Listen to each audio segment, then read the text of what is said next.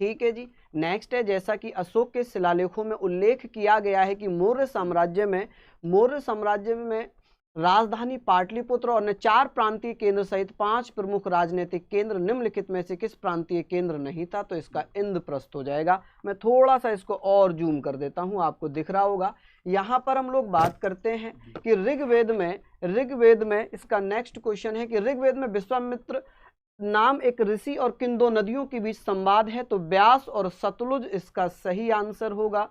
शिवाजी की मृत्यु के बाद मराठा राज्य में प्रभावी शक्ति चित्पावन ब्राह्मण के एक परिवार के पास थी, जिन्होंने शिवाजी के उत्तराधिकारियों को पेशवा या प्रधानमंत्री के रूप में सेवा दी थी। कौन सा शहर मराठा साम्राज्य की राजधानी बन गया था? तो पुणे। अब आगे चलते हैं, नेक्स्ट क्वेश्चन की तरफ आ जाते हैं। क्वेश्चन नंबर नेक्स्ट है 51। अपने अपने सेट में देखते रहना, हो सकता है कि क्वेश्चन आगे पीछे हो। निम्नलिखित में से किसने अपने सहयोगियों को यह महसूस करने के लिए प्रेरित किया कि संविधान सभा ब्रिटिश निर्मित और ब्रिटिश योजनाओं पर काम कर रही थी, जैसा कि ब्रिटिश चाहते थे? इस पर क्या? तो आप कहेंगे सर अब्दुल निस्तार इसका सही आंसर होगा। नेक्स्ट क्वेश्चन हम चलते हैं 52 पे हम चलते हैं। लिखा हुआ है यहाँ पर कि चित्तरंजन दास और मोतीलाल नेहरू ने परिषद राजनीति में वापसी पर बहस करने के लिए कांग्रेस के भीतर निम्नलिखित में से किस राजनीतिक दल का गठन किया था? तो वो गठन था बेटा स्वराज पार्टी। आगे चलते हैं, आगे क्वेश्चन नंबर 53 है। हम 53 की बात करते हैं कि भैया 1722 में की सूबेदारी सवाई राजा जयसिंह को दी गई थी? तो मालवा की दी गई थी। आगे बात करेंगे हम, नेक्स्ट क्वेश्चन है 54 से स्टार्ट करेंगे और थोड़ा सा जूम और कर लेते हैं इसको। यहां पर है क्वेश्चन नंबर 54। लिखा है कि निम्नलिखित में से खुदाई खिदमतगार का संस्थापक था और जिसे बादशाह खान के नाम से जानते थे? तो आप कहेंगे अब्दुल गफ्फार खान साहब थे। 1913 में हिंदुस्तान गदर पार्टी का मुख्यालय कहां पर था? तो सैन फ्रांसिस्को अमेरिका। लिखा है नेक्स्ट क्वेश्चन, दिख रहा है ना ये?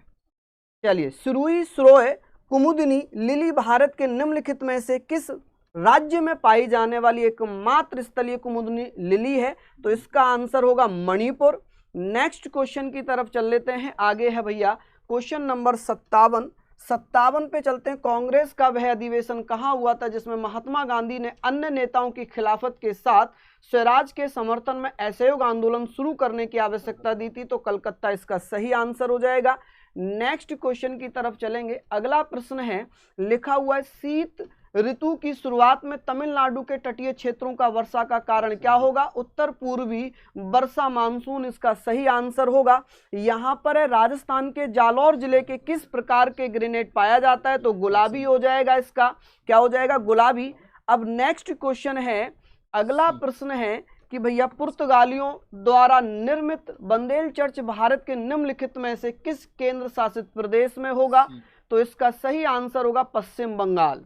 लिखा है उड़िया पठार भारत के निम्नलिखित में से किस राज्य में होगा? उड़िया पठार अगर पूछा है तो इसका आंसर हम करेंगे भैया राजस्थान। ठीक है, नेक्स्ट क्वेश्चन की तरफ चलेंगे। अगला प्रश्न आप लोगों के स्क्रीन पर है। चलिए, क्वेश्चन नंबर है आप लोगों का यहां पर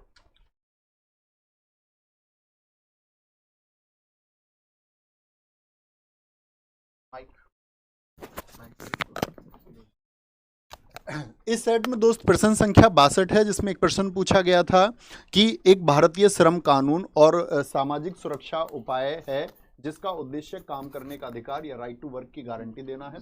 उत्तर होना था इसका सही महात्मा गांधी राष्ट्रीय ग्रामीण रोजगार गारंटी अधिनियम। क्या हुआ? ठीक है, कोई दिक्कत नहीं। एक प्रश्न पूछा गया इसके बाद में आपका कि स्वर्ण क्रांति भारत के निम्नलिखित में से किस कृषि क्षेत्र के लिए जिम्मेदार है? तो स्वर्ण क्रांति किसके लिए थी? आपका क्या बोलेंगे? तिलहन उत्पादन के लिए आपका पीली क्रांति थी, आलू के लिए गोल, पेट्रोलियम के लिए कृषि, बागवानी क्रांति स्वर्ण क्रांति के लिए। गन्ने के लिए जो बच्चा आपका उचित एवं लाभकारी मूल्य FRP जिसको हम बोलते हैं फेयर एंड रिम्यूनरेटिव प्राइस, वो किसके द्वारा दिया जाता है? तो आर्थिक मामलों की कैबिनेट समिति उसको देती है।